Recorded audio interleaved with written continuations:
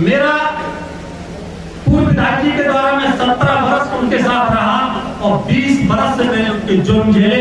मेरा विधानसभा का टिकट कटाया, मुझे कांग्रेस से निष्कासित कराया, मेरे करोड़ों के कामों का नुकसान कराया, फिर मेरा राजनीतिक विरोध किया। मैंने अगर वो इतने समाज क्षत्रिय महासभा का भी एक दायित्व बनता था, कोई एक सामान्य से व्यक्ति के ऊपर अगर कोई बड़ा व्यक्ति जुर्म कर रहा है तो आप वास्तव में अगर सामाजिक संगठन है तो आपके अंदर ये क्षमता होना चाहिए कि आप उस व्यक्ति को भी ये कह सके। लेकिन मुझे एक व्यक्ति ये दिखाई नहीं दिया जो कोई उनसे विधायक जी से ये कह सकता है। लेकिन मुझे ये भरोसा है, और न किसी की क्षमता भी नहीं थी, लेकिन मुझे ये भरोसा है कि अगर गुड्डू शर्मा जी, भले ही क्षत्रिय हमारे समाज कुछ नहीं होता है, जो आपका है वो आपका है, समाज सब ये निष्पक्ष देख करता है। गुड्डू शर्मा जी से मैं अगर कह दूं तो मुझे ये भरोसा है कि अगर वो करना भी चाह रहे हैं उनको कोई काम, अगर मैं कह दूं कि इसको छोड़ दो, ये नहीं करो, इसको माफ कर दो, तो मुझे ये भरोसा वो कर देंगे। लेकिन वो क्षत्रिय महासभा ने ऐसा काम कभी नहीं कर पाया कि विधायक जी को भी नहीं। लेकिन मेरी उनके द्वारा मुझे जितना प्रताड़ित किया गया, मेरा पूरा जीवन आर्थिक और राजनीतिक नुकसान किया गया, लेकिन मेरी आज सबसे बड़ी पूंजी है तो मेरे समाज के लोगों का सबसे मेरे ऊपर जो भरोसा है, जो उनका प्यार है, जो उनका स्नेह है, वो मेरी सबसे बड़ी पूंजी है। तभी उन्होंने मुझे पूरी तरीके से नेस्त नाबूद करने का प्रयास किया। जिला पंचायत में मैं लड़ा, मेरे इतने नुकसान में जो मैंने बताया कि मैं नेता नहीं, चूंकि विकास विधायक जी को करना है तो आपकी मांगों के ऊपर वो ही बोलेंगे। मैं वर्तमान में कुछ इस तरह के घटनाक्रम चल रहे हैं, मैं उसके ऊपर थोड़ा सा प्रकाश डालना चाहता हूं। इस तरह का चुनाव के दौरान भी इस तरह की हवा फैलाई जा रही थी कि जब अगर गुड्डू शर्मा विधायक बनते हैं तो क्षेत्र में गुंडागिरी बढ़ जाएगी और क्षेत्र में जातिवाद बढ़ जाएगा। मैं निरंतर उनके साथ रहा, हम लोगों की निरंतर इस बात पर चर्चा हुई। उन्होंने हर मंच से ये कहा कि मैं जाति विहीन राजनीति करूंगा, मैं कोई भी गुंडागिरी यहाँ नहीं बढ़ने दूंगा। और जो व्यक्ति इस आशय से मेरे साथ रहना चाहता है कि मैं दादागिरी करूंगा, मैं कमजोर लोगों को प्रताड़ित करने की कोशिश करूंगा, वो इस चुनाव के दौरान भी मुझसे दूर हट सकता है।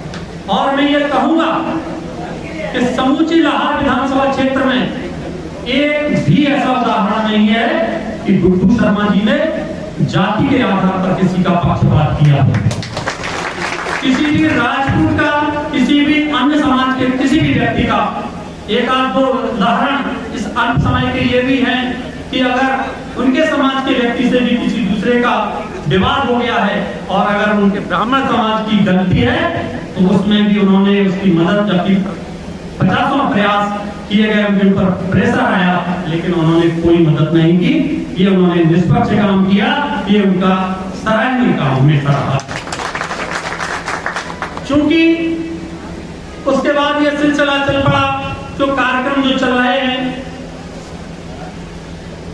नाप तोल के पूरी लाहौर की नाप हो रही है। कुछ लोगों ने ये आवेदन किया है कि हमारा रास्ता विधायक जी के द्वारा दबाया गया है, तो उसके कार्यक्रम, उसका विरोध कार्यक्रम चल रहा है और न्यायालय की देखरेख में चल रहा है। उसमें भी कोई ये विधायक की दुर्भावना ये नहीं है, मैं ये कह सकता हूँ। चूंकि जो भी दूध का दूध, पानी का पानी जो होना है वो आगे का काम है, वो प्रशासनिक व्यवस्था है और उसमें प्रशासन के ऊपर भी न्यायालयीन पूरी निगरानी है। और ऐसे में तमाम तरीके के अन्य हथकंडे अपनाए गए। तो क्षत्रिय महासभा ने ज्ञापन दिए कि जाति आधार पर परेशान किया जा रहा है। मैं आपसे कह ही चुका हूं कि एक भी उदाहरण कोई व्यक्ति ये बता दे कि किसी को जाति आधार पर ठाकुर को परेशान किया गया। मैं अब ये क्षत्रिय महासभा की मैं बात करूं, लाहौर की क्षत्रिय महासभा, ये क्षत्रिय महासभा नहीं, ये राजनीतिक संगठन है, क्योंकि मैं भी उसी समाज का व्यक्ति हूं। 20 साल से मैं ये देख रहा हूं, ये क्षत्रिय महासभा किसी कार्यक्रम में हृदय सिंह को आमंत्रित ही नहीं कर पाई। अगर वो क्षत्रिय महासभा थी, अगर वो एक सामाजिक संगठन था, तो हृदय सिंह भी इस समाज के ठीक ठाक व्यक्ति और नहीं भी हो सकता। मैं बिल्कुल अल्प दर्जे का व्यक्ति हूँ, तो भी मैं समाज का एक हिस्सा हूँ, मुझे भी आमंत्रित किया जाना चाहिए था, लेकिन ये राजनीतिक क्षत्रिय महासभा मुझे कभी आमंत्रित नहीं कर पाई। लेकिन ये भी मैं बता दूं क्षत्रिय महासभा के लोगों को कि समाज स्वयं की परख भी रखता है। इस वीडियो को लाइक करें, हमारे चैनल को सब्सक्राइब करें, बेल आइकन जरूर प्रेस करें हमारी न्यू वीडियो सबसे पहले देखने के लिए।